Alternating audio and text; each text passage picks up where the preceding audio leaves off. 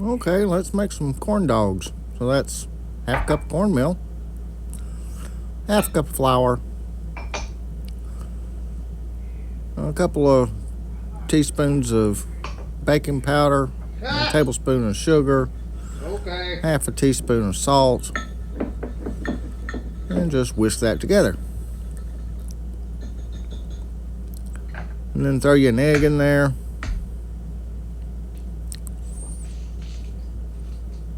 And if you don't want to get any shells, put it in a little bowl and then throw it in there then. Half a cup of milk. And mix that all up. Take your time. Nobody else got anything to do. Why would they be watching this video if they had something to do? I don't know. Maybe they wanted to make corn dogs and this is what they got. Oh well. Anyway, after you get that mixed up, then you can skewer a dog. I cut them in half just so I could get them in my oil a little easier. I didn't have a real deep pan full of oil, so little ones it is.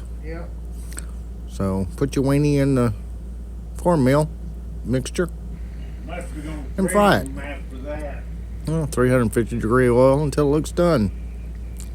That oil was a little bit hotter, so they got a little bit dunner. But you do you. You cook your corn dogs as much or as little as you like. You can do it. And you can even use longer skewers if you want to. If those aren't long enough, you can go cut a limb off a tree and cut it down into a skewer if you want to. Luxury skewers. The finest skewers that have ever skewered a dog. But once you get those all fried up, then you can put them on a plate and eat them.